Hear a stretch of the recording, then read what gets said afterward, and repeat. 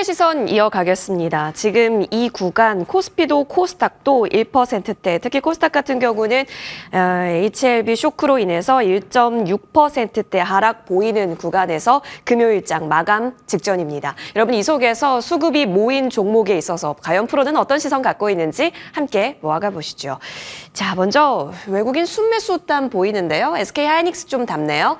현대차, 기아, 자동차도 좀 담는 모습 보이고 두산 에너빌리티와 같은 종목군, 그리고 한국항공우주, 한화, 에어로스페이스까지 좀 다채롭게 담아가는 부분들 그려지고 있습니다. 이 속에서 저희 먼저 반도체 분위기부터 체크하고 넘어가겠습니다. 우리 두 분과 이야기 나눠볼게요. 하이투자증권 이창원 PB, 차영주 MTN 전문위원 나와주셨습니다. 어서 오십시오. 안녕하세요. 네, 반도체 이야기 바로 좀 여쭤보겠습니다. 이창원 PB님, 미국 진짜 고점을 계속해서 경신해 가는데 우리나라는 너무 슬픈 구간이다라는 것도 좀 느껴집니다. 어제 상승분을 토해내면서 힘이 나지는 않는데요. 포트상 비중이 높을 이 반도체가 쉬는 모습이 이어져서다라고 봐야 할까요? 네, 그렇게도 봐도 괜찮을 것 같고요.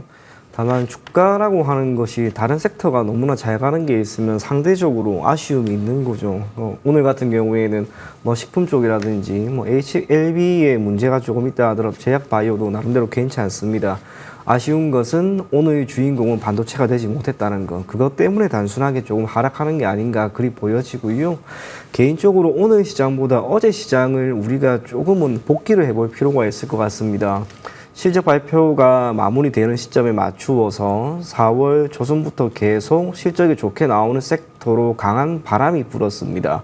뭐 게임이 되든 석유화학이 되든 기타 화장품이 되든 그동안에 반도체 쪽은 그리 좋은 움직임을 보이지 못했지만 어제 마무리되는 시점에 맞추어서 바로 움직였던 섹터가 우선은 반도체입니다. 그게 의미하는 것은 반도체는 여전히 시장의 주인공으로 자리 잡을 수 있다라고 하는 것으로 저는 보여집니다. 아쉽게 오늘 약간의 조정이 나온다 하더라도 신고가가 많이 나왔던 기업 같은 경우 조정이 대단히 또 크게 보이지는 않습니다. 추후 있을 엔비디아의 실적 발표와 또 우리나라의 경제적인 여건 상황, 그중에서도 메모리 반도체 시장 자체의 움직임이 지금 꽤나 괜찮습니다. 그래서 삼성전자나 SK하이닉스의 실적에 대한 기대감도 크고요. 그것은 결국에는 시간을 두고 우리나라에 있는 많은 기업들, 특히 반도체 기업들의 주가 상승을 견인할 수 있을 것으로 보이기 때문에 단순하게 최근에 나타나고 있는 이러한 조정에 너무 움츠려 들기보다는 조금씩 분할 매수를 하고 시간만 가지고 여러분들이 투자를 한다면 충분히 좋은 결과가 있을 것으로 그렇게 기대가 됩니다. 네, 우리 이창원 PB께서는 한결같이 결국엔 반도체는 지금 시간의 문제인 거다라는 측면에서 언급 주고 계십니다. 자, 그렇다면 우리 소영주 위원님과도 이 얘기 나눠볼게요. 실적 시즌 마무리 국면이 되면 주도 섹터를 결국 누가 잡을까? 우리는 그 키를 반도체가 잡았으면 한다라는 관점은 늘 함께하고 계실 텐니다.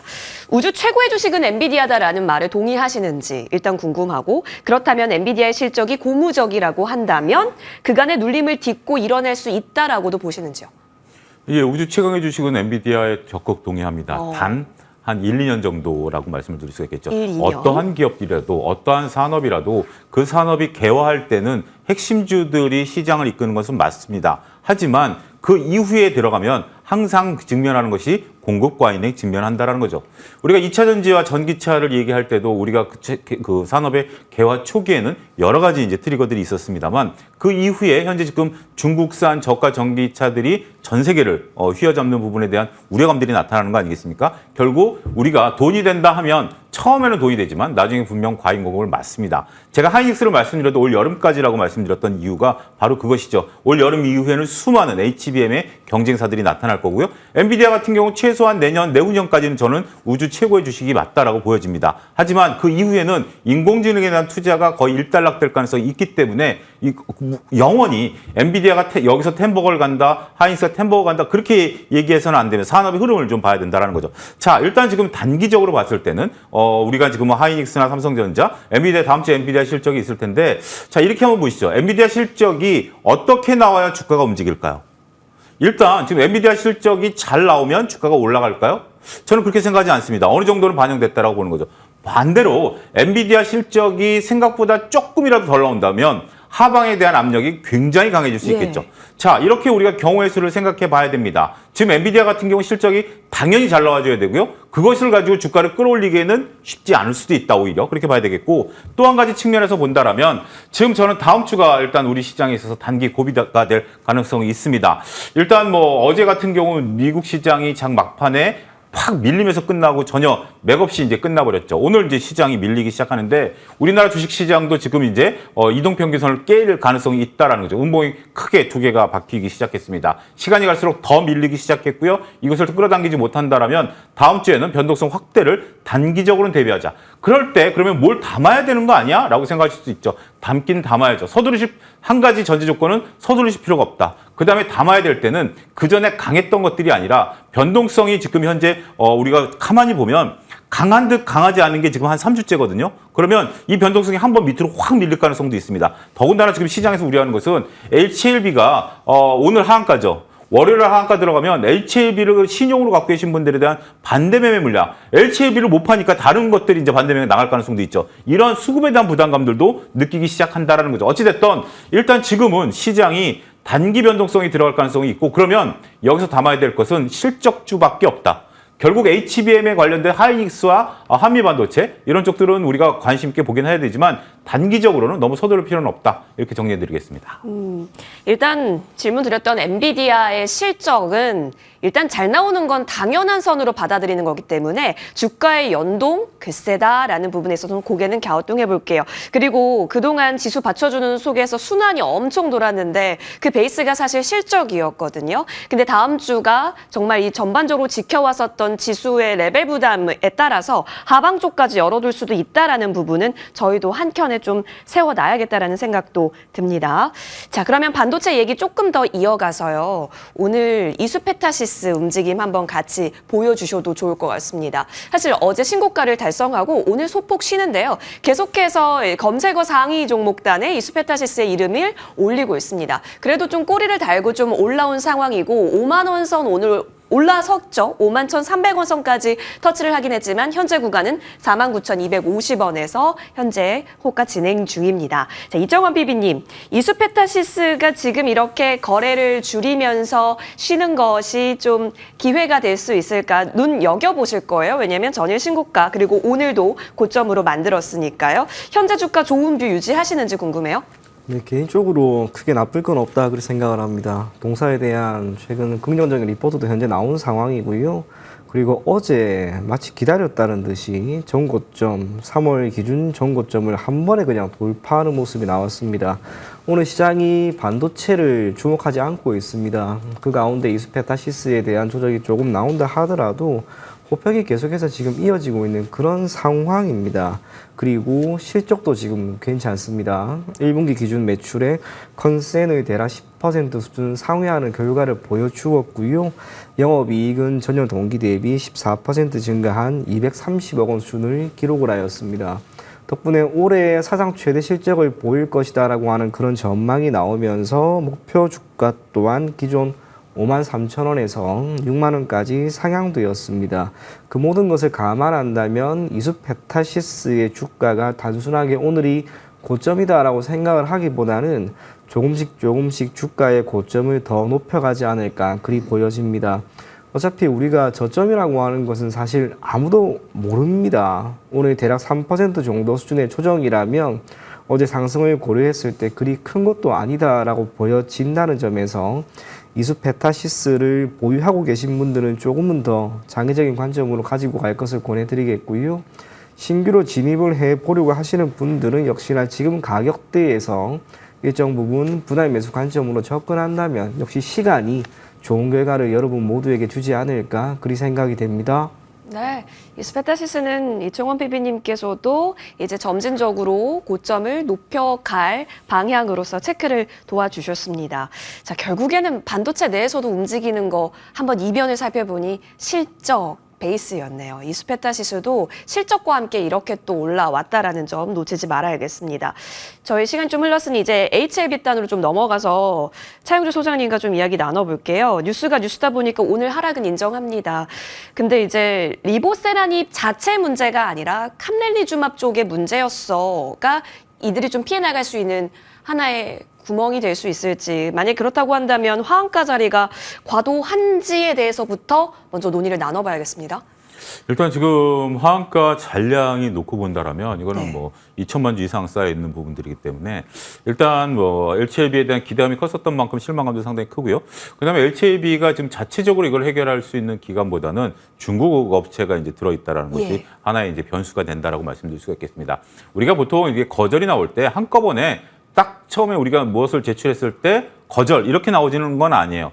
일단 뭐 조정할 시간을 줍니다. 근데 조정할 시간을 줬음에도 불구하고 중국 업체가 그걸 조정을 못했다라는 것은 이거는 조금 문제가 좀 심각성을 띌 수밖에 없다라는 거죠. 따라서 우리가 이제 과거 이제 제가 어저께는 이런 말씀드렸죠. 삼성전자가 엔비디아에 납품을 못한 것이 결정적이지 않다. 왜냐하면 부장님한테 보고서 올릴 때 한두 번 빠꾸 맞을 수 있는 거 아니냐? 저는 그렇게 표현을 드렸거든요. 근데 이 문제는 그게 아닙니다. 부장님이 한두 번 고치라고 얘기했음에도 불구하고 안 고친 거예요. 그러면 그 직원은 어떻게 해야 되죠? 굉장히 이제 심각해지게 된다라는 거죠. 따라서 이 부분은 LCLB가 지금 현재 넘어야 될 굉장히 큰 산이다라고 말씀드릴 수가 있겠고, 요거는 이제 다른 것에 대한 수혜라기보다는 이들이 시도했다가 못한 거기 때문에, 특히 우리가 이제 간과 관련된 치료제들은 오래전부터 많은 기업들이 이제 글로벌 업체들이 뛰어들었습니다만 쉽게 성과를 또 못 보는 부분들 중에 하나였었거든요. 그렇기 때문에 이것에 대해서는 우리가 조금 리스크 관리 차원, 리스크 온이 좀 돼야 된다라는 것들, 이걸 통해서 어떻게 내가 다른 쪽에서 수익을 보겠다. 그럴 때 저는 문득 드는 게 바로 워렌 버핏이 얘기했던 유명한 담배꽁초 매매죠. 왜냐하면 실질적으로 HLB가 이게 허가가 났으면 HLB가 수익을 날 텐데 HLB가 못했으니까 다른 쪽에 수익이 날 수 있을 거 아니야? 이거는 이제 희망사항이죠. 이거는 담배꽁초 매매 정도밖에 안 된다라고 보기 때문에 이 부분은 우리가 조금 리스크 온을 해서 띄어서 보자 이렇게 말씀드리겠습니다.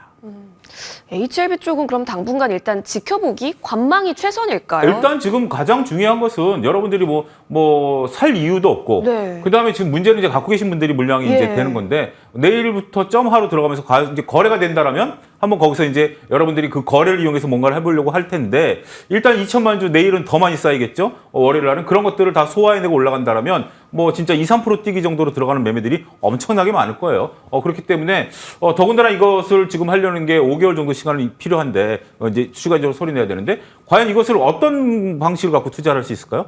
저라면 이거는 정말 불나방에 뛰어드는 매매를 좋아하시는 분 외에는 정상적인 관점에서는, 그러니까 주식을 하다 보면 가끔 뒤통수를 맞을 때가 있어요. 그건 어쩔 수 없어요. 누구든지 HLB를 미리 아는 방법이 없는가 상당히 좀 솔직히 말씀드리면 아쉽습니다. 이 공시라는 게 나온 것들도 나오기 전까지는 어느 누구도 알 수 없기 때문에, 그래서 많은 위대한 투자자들이 분산 투자를 해라, 현금 비중을 갖고 있어라라고 했던 그 원칙이 이런 것들에 대한 누적이었다. 이렇게 좀 말씀드릴 수가 있겠습니다.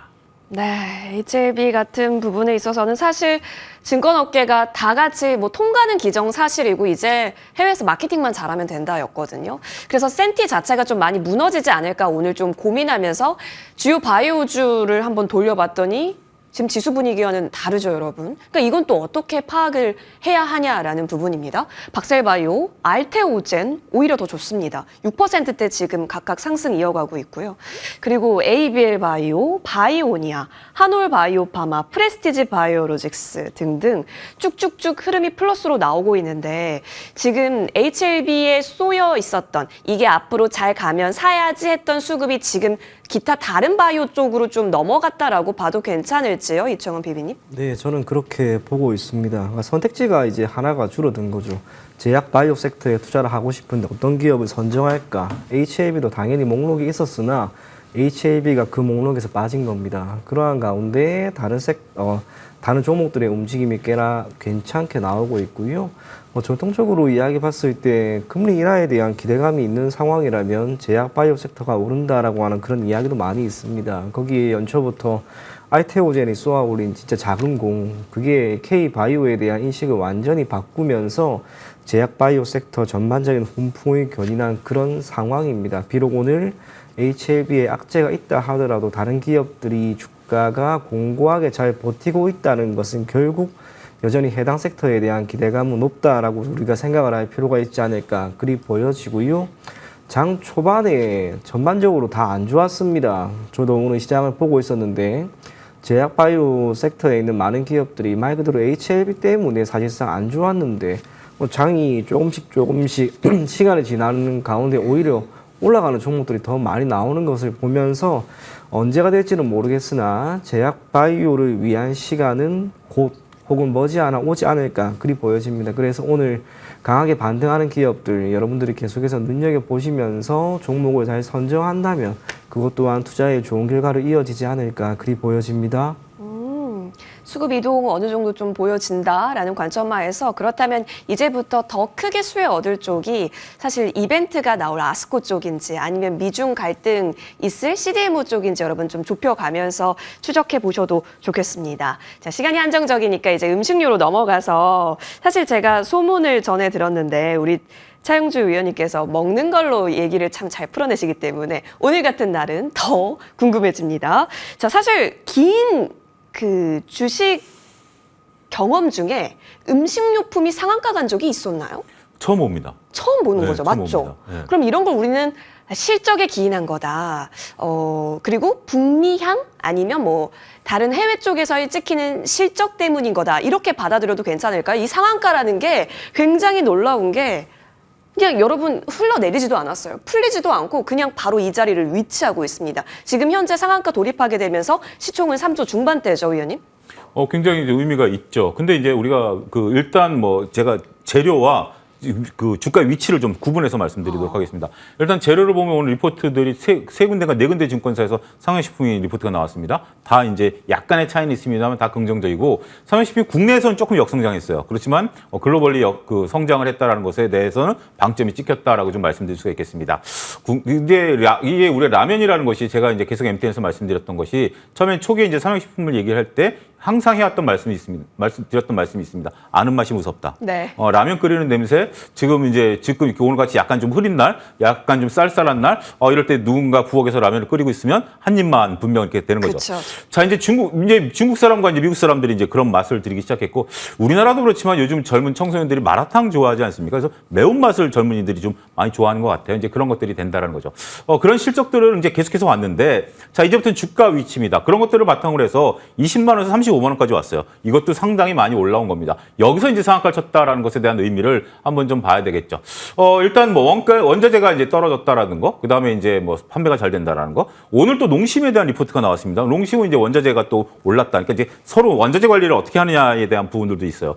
그리고 또 한 가지 삼양식품에 대한 오늘 리포트의 말미에는 환율 효과를 봤다라는 거죠. 네. 그러니까 우리가 이제 국내에서 만들어 수출하기 때문에. 근데 환율 효과라는 것은 가치 투자자들 입장에서는 빼고 봐야 되는 거예요. 왜냐하면 환율이 지금 올랐다고 환율이 떨어지면 그만큼 매출이 줄어든다라고 이걸 빼줘야 되나요? 그렇기 때문에 이 부분 빼고 봐야 되는 거예요. 그래서 조금 약간의 오버밸류로 평가가 됐다라는 부분들을 이해해야 되겠죠.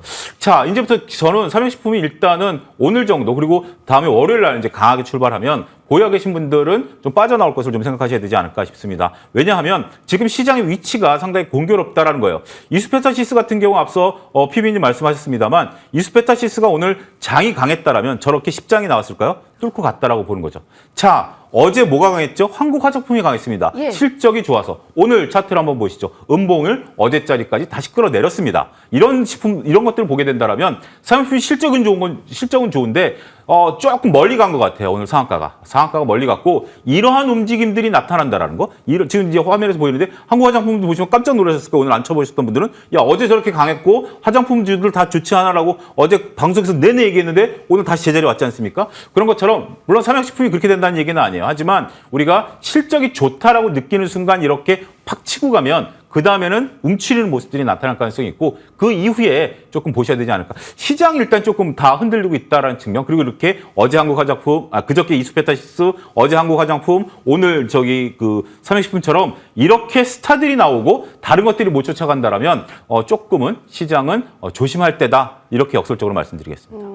위원님 그러면 너무 발산했기 때문에 수렴의 과정이 있을 수도 있고 삼양식품은 조금 멀리하는 관점에 있어서 뭐 다음 주부터 대응하는 거 알겠습니다. 근데 기존에 우리 반도체, 전력설비 이런 AI 단에서 비중 50%는 유효하다라고 그때 얘기해 주셨었잖아요. 그렇다면 지금 이렇게 실적주 이제 와서 찾아보는 거 조금 의미가 없다라고 한다면 다시 우리 그쪽으로 지금 줍줍해 놓는 전략은 어떨까요? 반도체 근데 줍줍이라는 것이 예. 우리가 서두르실 필요는 없다라고 봐요. 일단 다음 주는 우리가 조금 전체적으로 좀 쉬어주는 구간이 될 것 같아요. 그래서 일단은 지금은 왜냐하면 제가 여러분들 차트를 보게 된다라면 종합주가 차트를 보게 된다라면 이게 지금 여기서 반락이 나올 수 있는 차트는 아니에요. 코스닥은 상대적으로 약한다 하더라도 코스피 같은 경우 우리가 2,700까지는 열어둬야 된다라는 관점에서 본다라면 일단 줍줍할 종목을 다음 주엔 열심히 찾자. 여기서 종목을 찾는 것들은 뭐냐면 상대적으로 덜 빠지는 종목들을 찾으셔야 돼요. 상대적으로 많이 빠지는 종목이 아니라 상대적으로 덜 빠지는 종목 월, 화, 수 좀 덜 빠지네. 그러고 나서 반등 줄 때는 그게 가장 먼저 주기 때문에 그런 것들을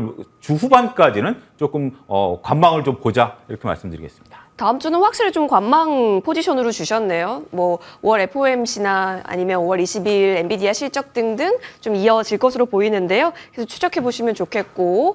자, 그러면 우리 이청원 PB님의 의견 또한 궁금합니다. 오늘 워낙 화두였기 때문에 지금 이 내에서 음식료 내에서도 순환이 가파르게 돌고 있거든요. 뭐 핫도그 잘 만들었던 우양 그리고 뭐 라면뿐만이 아니라 이제는 또 김플레이션 얘기가 나오고 있습니다. 워낙 미국 물가가 높아서 지금 이런 냉동 김밥들이 또 잘 팔린다라는 소식도 있고요. 지금 줄줄이 좀 올라가고 시장 대비 완전히 아웃퍼폼하고 있는데 이쪽에서 순환을 노려보는 게 좋은지 아니면 시간 투자가 필요하다고 했던 기존의 주력 반도체 쪽이 더 좋은지요?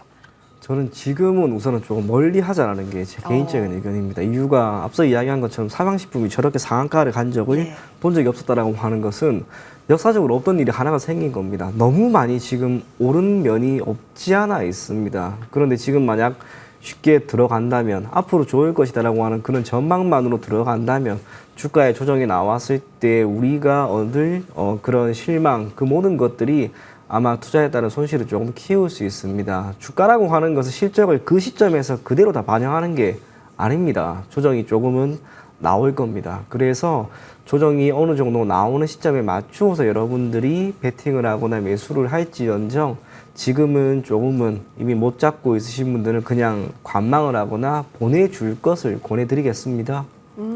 좋습니다. 오늘 두 분과 함께 오늘 시장에 있어서 분석 내려봤고요. 다음 주에 꼭 탑픽주에 있어서까지 같이 논의해 보겠습니다. 두 프로와 함께 했습니다. 여기서 인사드릴게요. 고맙습니다.